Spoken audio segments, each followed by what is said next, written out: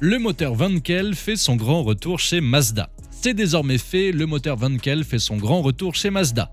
Avant même d'évoquer sa renaissance, que dites-vous de faire un point sur son descriptif? Pour commencer, le moteur Wankel est un moteur à piston rotatif qui décrit un cycle en 4 temps. À l'intérieur de celui-ci, un piston de forme triangulaire convertit l'énergie issue de la combustion du carburant. Elle se transforme alors en une énergie mécanique de rotation. Cette dernière est transmise au vilebrequin. Savez-vous vraiment ce qu'est un vilebrequin? Pas de panique, l'équipe d'Atech est présente pour faire le point avec vous. Revenons-en aux faits. Il s'agit d'un dispositif mécanique qui permet la transformation d'un mouvement rectiligne du piston en un mouvement de rotation continue. Tout ceci est possible par l'intermédiaire d'une bielle.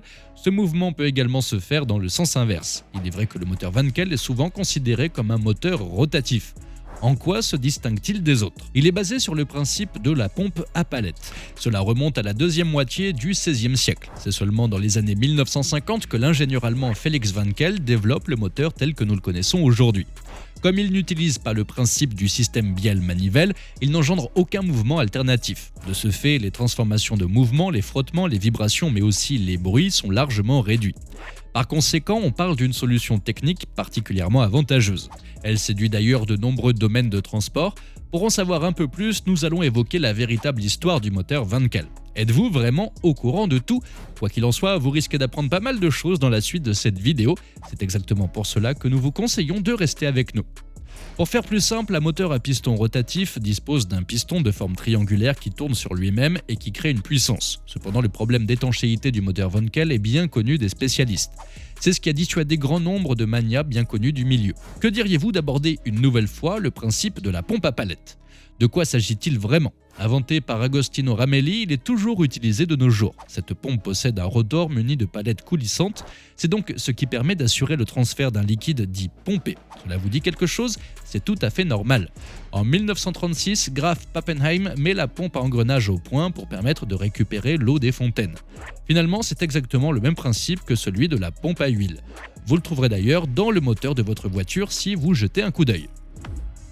En 1901, un Américain invente une machine à vapeur à piston rotatif pour laquelle il dispose d'un brevet. C'est en 1908 qu'un Anglais construit sur la même idée une machine à combustion interne.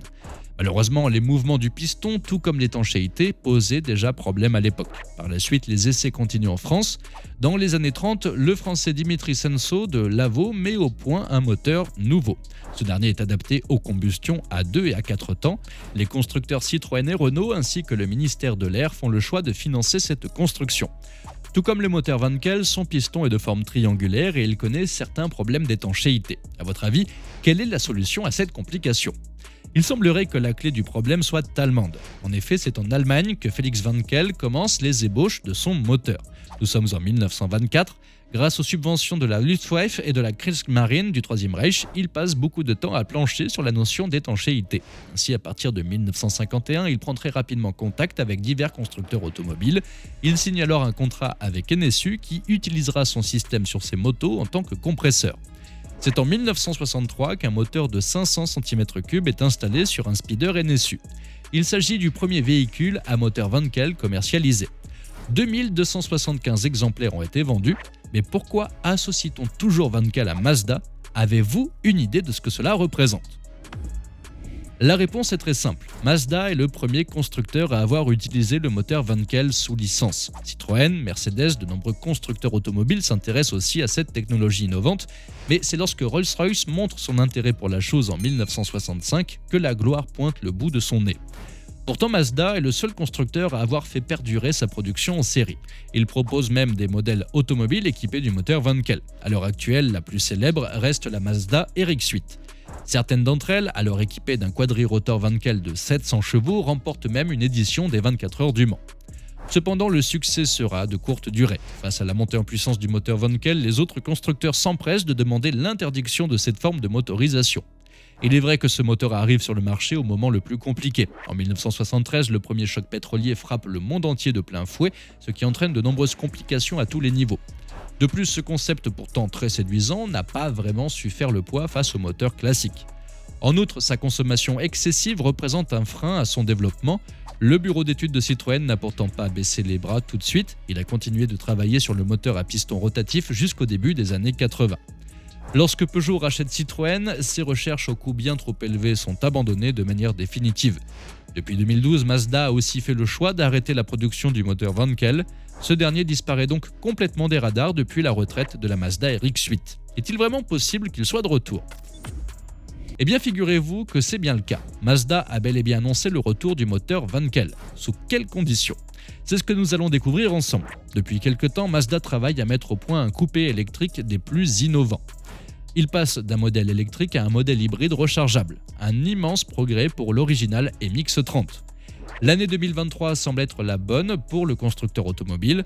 12 ans plus tard, il a donc décidé de ressusciter le moteur à piston rotatif. Néanmoins, le constructeur japonais reste toujours en phase avec la transition écologique qui ne cesse de faire évoluer l'industrie automobile. Désormais, le rôle du traditionnel moteur Wankel est bien différent. Il sert alors de prolongateur d'autonomie dans le cadre d'une chaîne de traction hybride rechargeable. En termes de capacité et de légèreté, cette technologie représente le meilleur choix. Placé sous le capot avant, le bloc rotatif est placé au même endroit que le générateur et le moteur électrique. Il affiche une puissance de 74 chevaux à 47 000 tours minute. En ce qui concerne le moteur électrique, il est question de 125 kW, ce qui représente environ 170 chevaux. Il semblerait que le rotatif se contente de faire tourner le générateur tandis que les roues sont entraînées par le moteur électrique. D'après les ingénieurs de la marque, la consommation d'huile trop élevée ne serait plus un problème. Crois-tu vraiment au pouvoir actuel de ce moteur ? Effectivement, cet incroyable changement autour du moteur Wankel a permis à la MX-30 d'augmenter sensiblement sa capacité d'autonomie. En tout électrique, elle disposait d'une autonomie de 160 km. Ce chiffre était considéré comme ridicule par les potentiels acheteurs et les constructeurs automobiles concurrents. On peut donc observer que le moteur Wankel est un véritable bijou de la technologie. Le moteur thermique à piston rotatif agit en tant que complément d'une grande utilité. Certes, il n'est pas le plus performant en matière de consommation, mais il dispose d'autres atouts non négligeables. De surcroît, il est beaucoup plus facile à intégrer dans nos véhicules actuels. Pourtant, il ne s'agit que d'un moteur secondaire. Au bout du compte, avez-vous bien saisi l'objectif principal de Mazda ? C'est très simple, Mazda ne croit plus du tout au pouvoir des grosses batteries du côté des voitures électriques. Elles ne seraient plus adaptées au modèle actuel. En effet, l'Union européenne a décrété que toutes les voitures devront être électriques d'ici l'année 2035. Ce n'est pas une nouveauté, il est essentiel de réduire les émissions de CO2 à partir de 100%. D'après Mazda, les gros accumulateurs auraient un effet contre-productif dans le domaine. Il est vrai que leur fabrication pose problème car ils nécessitent beaucoup plus de lithium. Nous ne cessons de l'évoquer sur la chaîne, ce matériau est très controversé et coûte de plus en plus cher. Le prolongateur d'économie peut donc être la proposition idéale. Quel est votre avis sur la question ? Quelle nouvelle version du moteur Wankel aura-t-elle l'effet escompté ? Mazda a-t-il vraiment misé sur le bon cheval ? Quel est l'avenir de l'industrie automobile ? N'hésitez pas à nous donner votre avis sur la question en nous laissant un petit commentaire juste en dessous. Nous nous ferons un plaisir de vous lire et d'échanger avec vous. À très vite sur ATech.